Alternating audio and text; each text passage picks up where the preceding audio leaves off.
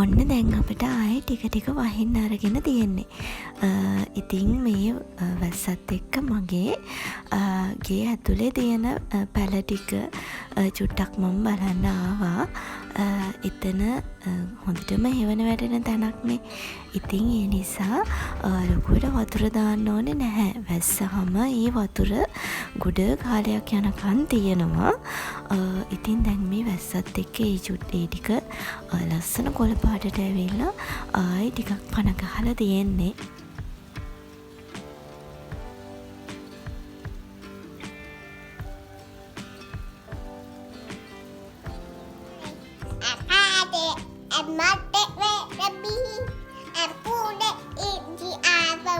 ගොඩක් දවසකින් මට බබාට මුකුත් හදලා දෙන්න බැරි වුණ නිසා මං හිතුවා එයාට කුකිස් ටිකක් හදලා දෙන්න ඕනේ කියලා. ඉතින් මේ මම හදන්නේ මේ චොක්ලට් බිස්කට් වගේ හදන කුකී එකක්. මොකද ඒ ක්වොලිටි එකටම අපිට ගන්න බැහැනේ. ඒ වුණාට මට හිතුණා පොඩ්ඩක් try එකක් දීලා බලන්න. ඒ චොක්ලට් බිස්කට් එක වගේම අපිට ගන්න පුළුවන් වෙයිද කියලා. ඉතින් මම දැන් මේ බබත් එක්ක එකතු වෙලා ඒක හදන ගමන් ඉන්නේ.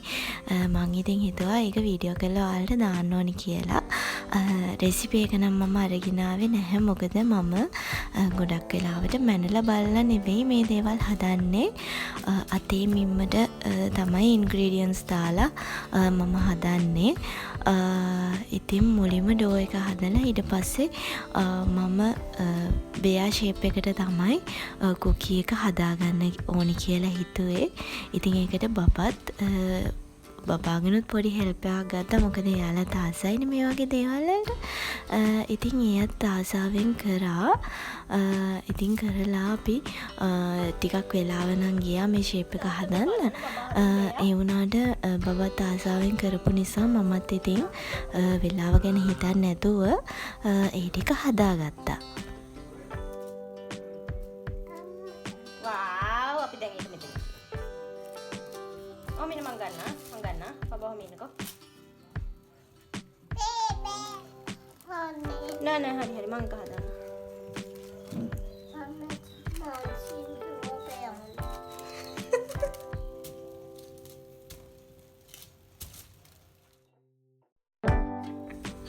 ඔන්න මේ තියෙන්නේ හදාගත්ත කුකීස් ටික. මම ඒක බේක් වෙන්න දැම්මා. ඉතින් මට චුට්ටක් බේක් කළා මදි කියලා හිතිලා මම ටිකක් ආයි ටික වෙලාවක් තියන දුන්නා. ඒ නිසා චුට්ටක් ඒක කර වුණා. ඒ වුණාට ලොකු ප්‍රශ්නයක් වුණ නැහැ. මොකද අපි මේකට අර චොක්ලට් අයිසින් එක දානානේ. ඉතින් ඒ නිසා ඒ අර කරවිච්ච ගතිය එච්චර දැනුන්නේ නැහැ. ඇත්තටම අපි අර කඩෙන් ගන්න ඒ රස වගේම තියෙනවා. ඒ තරම්ම ඒකටම සමාන නැහැ. ඒ වුණාට ඒ රස වගේම තියෙනවා. බබත් ආසාවෙන් කෑවා. අර චුට්ටකර තිත්තරහ තමයි ආවේ. ඊට පස්සේ මම ඒක පොඩ්ඩක් ෂේප් එක වෙනස් කරලා හැදුවා. ඒ ටික නම් ඒ අපි කඩෙන් ගන්න විදියටම ආවා. ඉතින් ඔයාලත් මේ විදියට try කරලා බලන්න. බබාලට අපි කඩෙන් ගන්න දේවල් දෙනවට වඩා ඔයාලට වෙලාව තියෙනවා නම් මේ වගේ දෙයක් හදලා දෙන්න. ඒක අපි එතකොට දන්නවනේ අපි මොනවද දාන දේවල් කියලා. එතකොට ඒක ටිකක් හරි සෞඛ්‍ය ආරක්ෂිතයි අපි කඩෙන් දෙන දේවල් වලට වඩා. ඔන්න මම දැන් මේ ඊළඟ දවසේ මට ඕඩර් එකක් ආවා. ඒක කස්ටමයිස් ඩිසයින් එකක් නිසා මට හිතුණා ඒක වීඩියෝ කරන්න ඕනේ කියලා. ඉතින් මං ඉතින් ඒ ඩ්‍රෙස් එක කපන්න ගත්තා දැන්. ඒක මම සාමාන්‍යයෙන් කරන ඩ්‍රෙසස් වලට වඩා ටිකක් වෙනස් විදිහට තමයි කරන්නේ. මොකද ඒක යෝක් එකක් දාලා කරන ඩ්‍රෙස් එකක්. ඒ වගේම පේන්ට් එක ඉල්ලුවේ ඒ කස්ටමර් මගෙන් පූසෝ 3 දෙනෙක් දාලා රෝසස් එක්ක කරලා දෙන්න කියලා. මොකද ඒ පපාගේ බර්ත්ඩේ කේක් එක අර චුටි බකට් එකක් ඇතුලේ පූසික් ඉන්න කේක් එකක්. ඉතින් ඒ විදියටම තමයි පේන්ට් එකත් කරලා ඉල්ලුවේ. ඉතින් මං හරි ආසයි මේ වගේ කස්ටමයිස් ඩිසයින් කරන්න. මොකද වෙනස්නේ මට කරන්න තියෙන පේන්ට් එක. ඉතින් මං හරිම ආසාවෙන් තමයි මේ ඩ්‍රෙස් එක කරන්න පටන් ගත්තේ.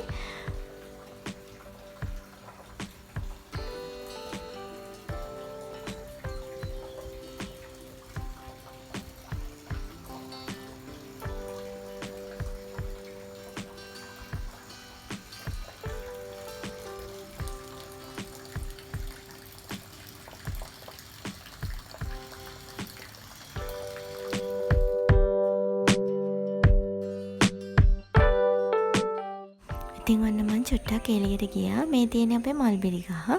මං කලින් වීඩියෝස් වලත් අරගෙන ආවිලා තියෙනවා. දැන් ඒක කපලා තියෙන්නේ හොඳට දළු දාලා ඇවිල්ලා තියෙනවා. ඉස්සරහට කිඩි ගොඩක් හැදෙයි මට හිතෙන්නේ. දැන් නම් එකක් දෙකක් හැදිලා තියෙනවා. ඉතින් අපේ බබා කන්න ආස නිසා මම මේ ගෙඩි දෙක තුන කඩාගත්තා.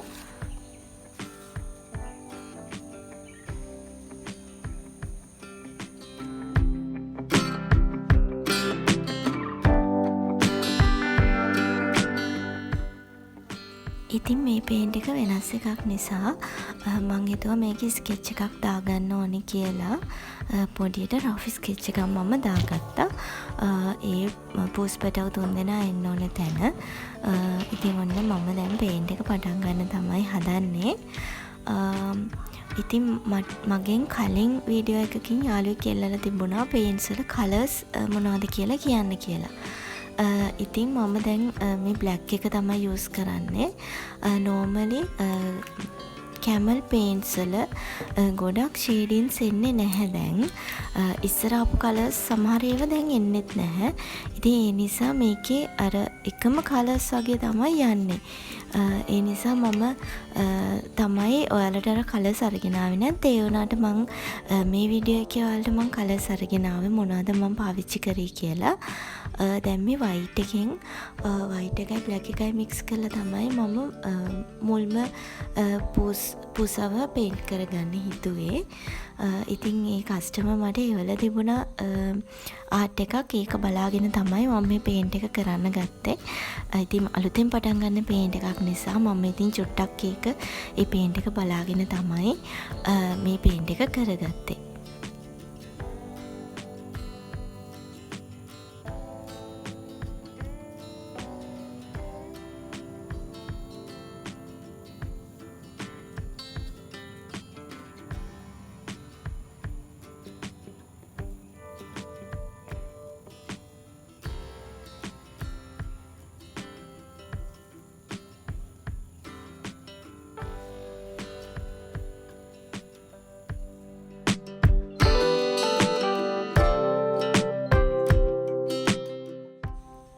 ඉතින් ගොඩක් අයට තියෙන ප්‍රශ්නයක් තමයි මේ ෆැබ්‍රික් පේන්ට් එක හේදුවම යනවද කියන එක. මං ඒකට ගොඩක් වීඩියෝස් වලට අරගෙන ඇවිල්ලා තියෙන උත්තර ඇත්තටම මේ ෆැබ්‍රික් පේන්ට් එක එහෙම යන්නේ නැහැ. ඒකයි මං අර කියන්නේ අපි නිතරම තෝරගනිද්දී ක්වොලිටි එකකින් වැඩි ෆැබ්‍රික් පේන්ට් බ්‍රෑන්ඩ් එකක් තෝරගන්න ඕනි කියලා. දැනට ලංකාවේ මාකට් එකේ තියෙන්නේ හොඳ පේන්ට්ස් කියලා. කියන්නේ මම යූස් කරන පේන්ට්ස් වලින් මට කැමල් එක හොඳයි. ඊට පස්සේ ෆෙවික්‍රයිල් එක හොඳයි. ඊට පස්සේ මැක්‍රෝන් කියලා බ්‍රෑන්ඩ් එකකුත් තියෙනවා. ඒකත් හොඳයි. ඒ වුණාට ඒක නිතරම අපිට ගන්න නැහැ.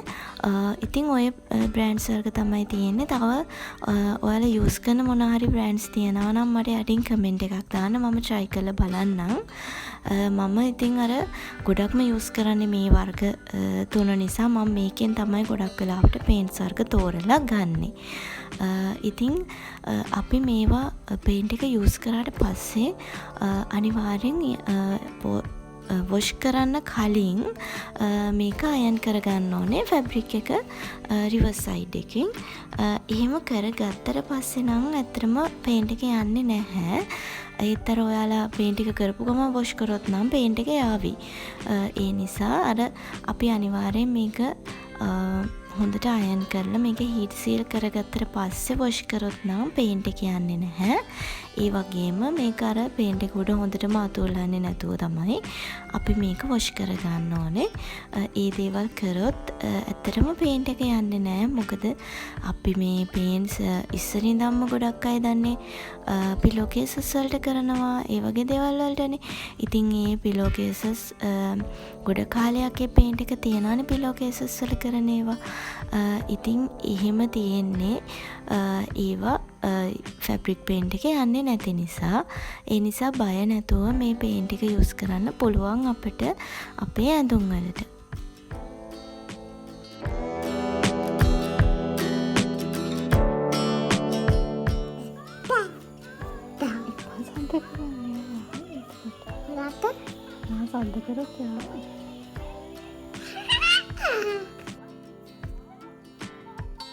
ඔන්න ඒක පූස් පැටියෙක් හරිම අමාරුවෙන් මම ඇඳගත්තා. ඉතින් අලුත් ආට් එකක් කරනකොට ඉතින් මමත් චුට්ටක් බය වෙලා වගේ තමයි කරන්නේ. මොකද අලුත්ම එකක්නේ. දැන් මේ වගේ පූස් එක අඳිද්දී අර ඇස් දෙකත් ලස්සනටම තියෙන්න ඕනේ. අනික එක වගේම තියෙන්නත් ඕනේ. ඉතින් හරිම හිමින් ගොඩාක් සංයමයෙන් තමයි මේවා කරන්න ඕනේ. ඉතින් ඇත්තට මේක ලස්සනට ආවා. ඉතින් ලස්සනට ආවම මටත් හරි සතුටුයි. ඉතින් මේ දවසේ හස්බන්ඩ් හිටියෙත් නැහැ. ඉතින් බබා මාත් එක්කම තමයි හිටියේ. එයාත් ඉතින් චුට්ටක් උදව් කරා මට මේකට. එයා දැන් අර ඉස්සර වගේ එහෙම ලොකුවට කරදර කරන්නේ නැහැ. ඉතින් එයාත් ආසයි මේ දේවල් කරනකොට බලාගෙන ඉන්න. සමහර වෙලාවට එයාත් පේන්ට් කරන්න ඉල්ලනවා. ඉතින් ඒ වෙලාවට චුට්ටක් පොඩ්ඩක් විතර පොඩ්ඩක් විතර බ්‍රෂ් එකක් දීලා චුට්ට වෙලාවක් දුන්නට පස්සේ ඒක හරියනවා. ඉතින් ඔන්න පළවෙනි පූසා පේන්ට් කරලා ඉවරයි. මේ ඉන්නේ පූසි පැටියා.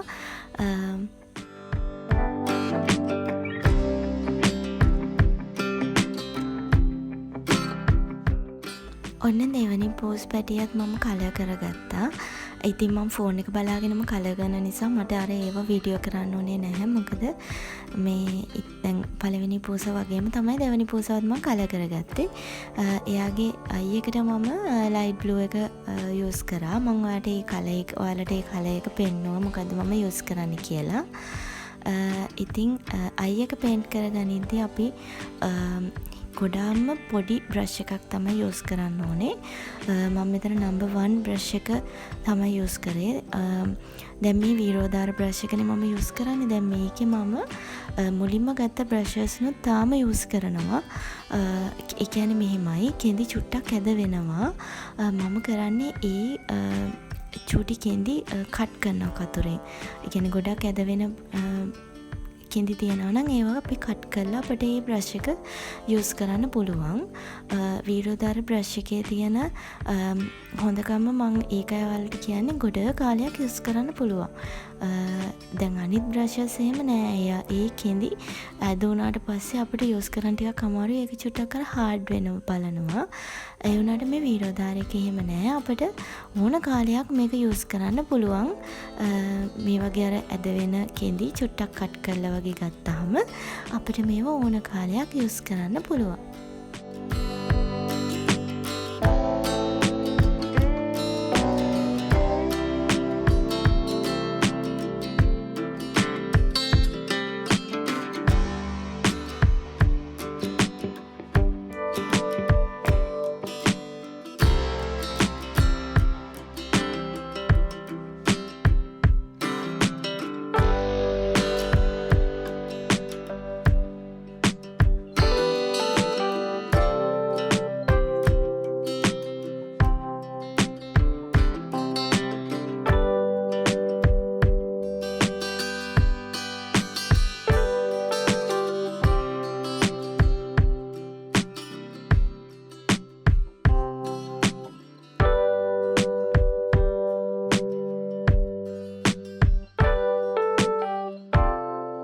ඔන්න ඉතින් ටික වෙලාවක් යද්දි බබා ටිකක් බෝරින් වුණාම එනවා ඉතින් මං ගාවට.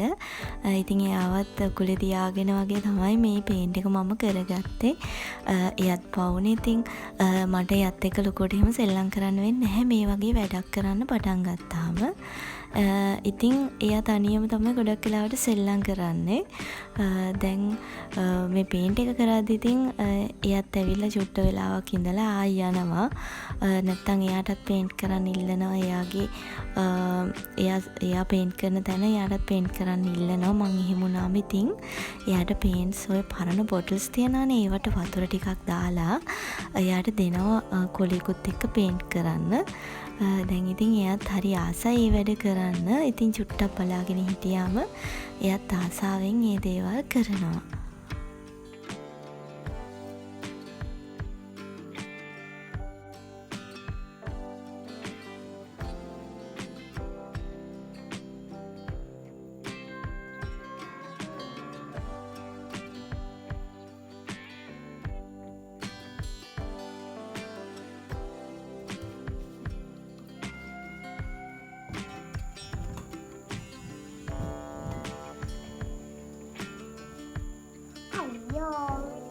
වීඩියෝ මේක හොලවන්න එපා. කොමෙන් දැන් මෙයාගේ බොඩි ඉතින් පේන්ට් එකක් කරද්දී අපි ගොඩක් වෙලාවට මේ වගේ කලර්ස් දෙකක් වගේ මික්ස් කරලා කරගත්තාම ඒකේ තියෙන අර නැචරල් ලුක් එක වැඩි වෙනවා. ඒ නිසා තමයි මම නිතරම පේන්ට් කරන්න ගනිද්දි මේ වගේ වයිට් එකත් එක්ක මික්ස් කරලා අනිත් කලර්ස් යූස් කරන්නේ. එතකොට අර පේන්ට් එකේ 3D ලුක් එක වගේ එනවා. අනික ඒකට හරිම නැචරල් ලුක් එකක් එනවා. ඉතින් අපි අර ඔහේ කරනවට වඩා මේ වගේ නීට් එකට ක්වොලිටි එකට ගන්න පේන්ට් එකක් කරනවා නම් අපේ නිර්මාණයේ ක්වොලිටි එක ගොඩක්ම වැඩි වෙනවා. අපිට හොඳ මාකට් එකක් හදාගන්නත් පුළුවන්.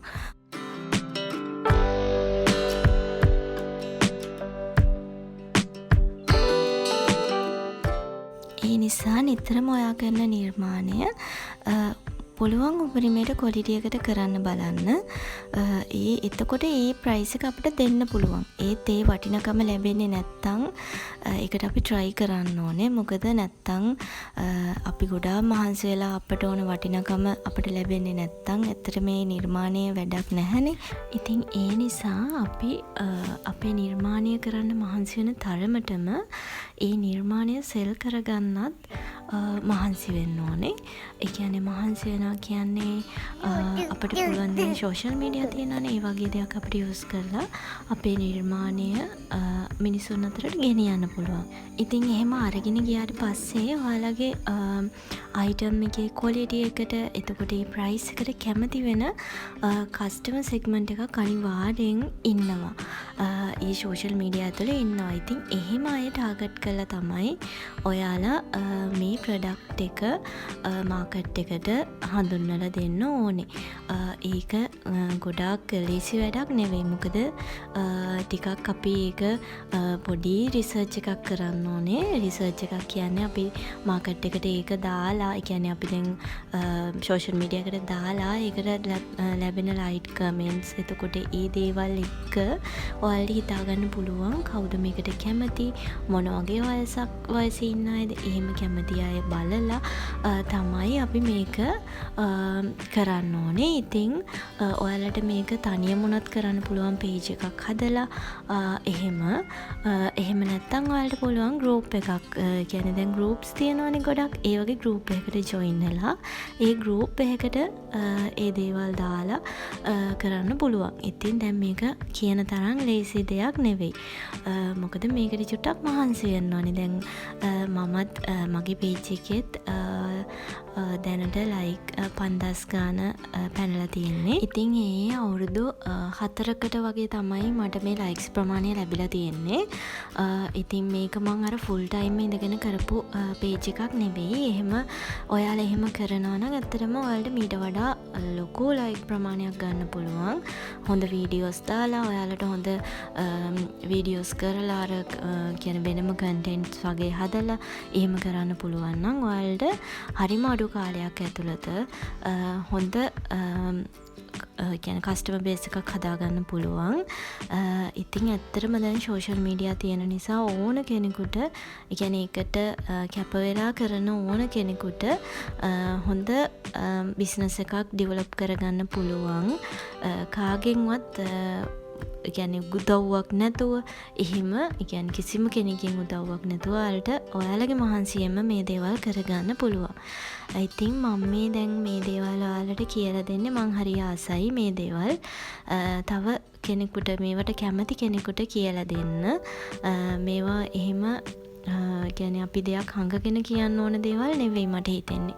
මොකද මේකට කැමති කට්ටිය ඉන්නවා නම් එයාලා මේව හොයාගෙන හරි ඉගෙන ගන්නවා. ඉතින් එහෙම කෙනෙකුට මං කැමතියි මම දන්න දේවල් කියලා දෙන්න. ඉතින් මේ හැකියාවෙන් ඔයාලා දෙයක් ඩෙවලොප් කරගන්නව නම් ඇත්තට මේක හරිම වටිනවා. ඒ වගේම ඔයාගෙම කියලා ව්‍යාපාරයක් පටන් ගන්නවා නම් ඒක හරිම වටිනවා. අපි තව කෙනෙක්ගේ යටතේ වැඩ කරනවට වඩා ඔයාගෙම දෙයක් ඔයාට හඳුන්වලා දෙන්න පුළුවන් නම් කවදම හරි ඔයාගම කියලා සාර්ථක ව්‍යාපාරයකට හිමිකම් කියන්න ඔයාට පුළුවන් වෙනවා. ඉතින් මම මේ කියන්නේ මගේ අත්දැකීමෙන්. මොකද මම දැන් මේක ගොඩ කාලයක් තිස්සේ කරනවානේ. ඇත්තටම හිමින් යන ගමනක්. මම තනියම මේ ඔක්කොම දේවල් කරන්නේ මගේ හස්බන්ඩ්ගේ උදව්ව සහ මගේ තනි මහන්සියෙන් තමයි මම මේ දේවල් කරන්නේ. ඉතින් ඔයාලටත් ඔයාලගේ උනන්දුව තියෙනවා නම් මේ වගේ ව්‍යාපාරයක් පටන් අරගෙන ඉදිරියටම යන්න හැකියාව තියෙනවා. ඒ වගේම අනිවාර්යෙන් මතක තියාගන්න ඕනේ අපි අපේ ප්‍රොඩක්ට් එක යුනික් වෙන්න ඕනේ. අනිත් හැම අයිටම් එකකටම වඩා වෙනස් අයිටම් එකක් අපි මාකට් එකට හඳුන්වලා දෙනවා නම් ඒක ඔයාලගේ ව්‍යාපාරයේ පැවැත්මට ලොකු හේතුවක් වෙනවා. අර අපි කොහෙවත් දකින දෙයක් හරි අපි දැකපු ඇඳුමක් හරි මොනවා හරි දෙයක් කරනවට වඩා දැනට මාකට් එකේ නැති මාකට් ගැප් එකක් තියෙන දෙයක් ඔයාලා ෆීල් කරනවා නම් ඒක ගොඩක් හොඳයි කියලා තමයි මට හිතෙන්නේ. ඉතින් ඔන්න මේ ඊළඟ දවසේ ඉතින් මේ දවසෙත් මම බබාව අරන් යන්නේ ට්‍රේන් එකේ. ඉතින් මම බබාව දාලා අපේ ගෙදරට ගියා එදත්. ගිහිල්ලා මම දැන් ඩ්‍රෙස් එක මහල ඉවරයි. අද කුරිය කරන්න තියෙන දවස. මම මේකේ ස්ටෝන්ස් එහෙම අලව ගන්නවා. ඉතින් අද මට හෙල්ප් කරන්නත් ඉන්නවා චූටි හෙල්පර් කෙනෙක්. අක්කගේ පුතාලා දෙන්න ඇවිල්ලා හිටියා. ඉතින් ලොකු පුතා තමයි වීඩියෝ කරන්නේ. අනිත් පුතා මට මේ ස්ටෝන්ස් අලවන්න උදව් කරා. ඉතින් මේ කස්ටමර් මගෙන් ඉල්ලුවේ ස්ටෝන්ස් තමයි ගොඩක්ම ඉල්ලුවේ. පර්ස් ඕනේ නැහැ කිව්වා. ඉතින් මං ස්ටෝන්ස් වර්ක් එකක් තමයි ගියේ. ඉතින් මේ තියෙන්නේ මම ෆිනිෂ් කරගත්තේ ඩ්‍රෙස් එක. ඒක හරිම කියුට්. කස්ටමර් මට දාලා තිබුණා ෆීඩ්බැක් එකක් හරිම ලස්සනට තිබුණා කියලා. ඉතින් ওই විදිහට තමයි ඒ වෙනස්ම නිර්මාණය මගේ අතින් සිද්ධ වුණේ. ඉතින් මේ වගේ තව වෙනස්ම විදිහේ නිර්මාණයක් අරගෙන මං වීඩියෝ එකක් අරගෙන එන්නම් ඔයාලට. තව වීඩියෝස් 2-3ක් තියෙනවා මම ඉස්සරහට අරගෙන එන්න හිතාගෙන. ඉතින් මං මේ වීඩියෝස් ටිකත් ඉක්මනට අරගෙන එන්නම්. ඉතින් ඔයාලට මොනවා හරි අහන්න තියෙනවා නම් අනිවාර්යෙන් කමෙන්ට් එකක් දාලා අහන්න. මම වීඩියෝ එකකින් අනිවාර්යෙන් ඔයාලට රිප්ලයි එකක් අරගෙන එන්නම්. ඔයාලා හැමෝම සතුටින් පරිස්සමෙන් ඉන්න. ඔයාලා හැමෝටම තෙරුවන් සරණයි.